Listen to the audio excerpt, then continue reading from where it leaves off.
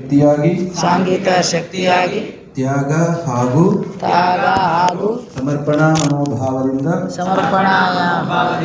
ಒಟ್ಟಾಗಿ ಕಾರ್ಯನಿರ್ವಹಿಸುತ್ತೇವೆಂದು ಭಾರತೀಯ ಸಂಸ್ಕೃತಿಯ ಮಹೋನ್ನತಿಗಾಗಿ ನಮ್ಮ ಪವಿತ್ರ ಜೀವನವನ್ನು ಸಂಪೂರ್ಣವಾಗಿ ಮುಡುಪಾಗಿಡುತ್ತೇವೆಂದು ಈ ಮೂಲಕ ದೃಢ ಸಂಕಲ್ಪವನ್ನು ಮಾಡುತ್ತಿದ್ದೇವೆ. ಜಗತ್ತಿನ ಕಲ್ಯಾಣಕ್ಕಾಗಿ ನಮ್ಮ ಭಾರತೀಯ ಸಂಸ್ಕೃತಿಗೆ ಸೇರಿದ ಋಷಿ ಮುನಿಗಳು ಬೋಧಿಸಿರುವ 5 ಸಮಾನ ಸಂಸ್ಕಾರಗಳ ರೂಪದಲ್ಲಿರುವ ಏಕರೂಪದ ಆಚಾರ ಸಂಹಿತೆಯನ್ನು ಭಾರತೀಯ ಸಂಸ್ಕೃತಿಗೆ ಸೇರಿದ ಪ್ರತಿಯೊಬ್ಬರೂ ಸಹ ಅವರವರ ಸಂಪ್ರದಾಯಕ್ಕೆ ಅನುಸಾರವಾಗಿಯೇ ಶ್ರದ್ಧೆಯಿಂದ ಆಚರಿಸುವಂತೆ ಮಾಡಲು ಯೋಜನಾಬದ್ಧವಾದ ಕಾರ್ಯ ಪ್ರಣಾಳಿಕೆಗಳೊಂದಿಗೆ ಸಮಾಜಕ್ಕೆ ನಿರಂತರವಾಗಿ ಮಾರ್ಗದರ್ಶನ ಮಾಡುತ್ತೇವೆಂದು ಈ ಮೂಲಕ ದೃಢ ಸಂಕಲ್ಪವನ್ನು ಮಾಡುತ್ತಿದ್ದೇವೆ. ಭಾರತೀಯ ಸಂಸ್ಕೃತಿಗೆ ಸೇರಿದ ಎಲ್ಲ ಮಕ್ಕಳಲ್ಲೂ ಸಹ ಆಧ್ಯಾತ್ಮಿಕತೆಯ ಸುಭದ್ರವಾದ ತಳಹದಿಯ ಮೇಲೆ ವೈಜ್ಞಾನಿಕ ಚಿಂತನೆಗಳನ್ನು ಬೆಳೆಸಿ ವಿಶ್ವ ಶಾಂತಿಗಾಗಿ ಸುಸಂಸ್ಕೃತವಾದ ಸದೃಢವಾದ ಮತ್ತು ಶ್ರೇಷ್ಠವಾದ ಸಮಾಜವನ್ನು ನಿರ್ಮಾಣ ಮಾಡಲು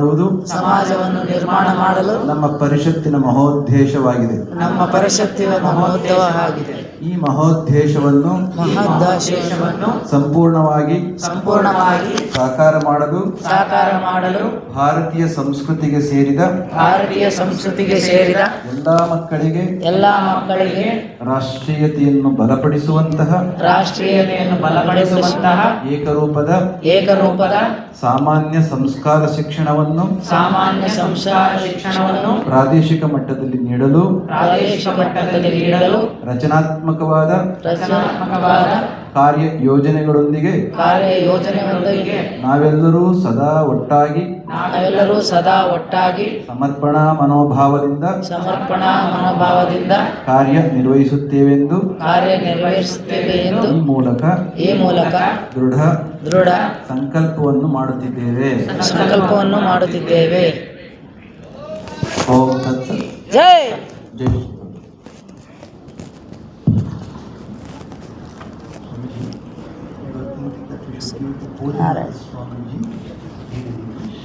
or Bodhinath Swami from Hawaii. Would you like to join together? Ask Swami. We have Bodhinath Swami from Hawaii. Can we request him to read in English? You can also join. We request Bodhinath Swamiji from our Kauai Adinam to read the Sankalpa in English, and our Bauddha Swamiji also, please read it along with it. Can you? Yes, can you read along with? Please begin, Bodhinath Swami.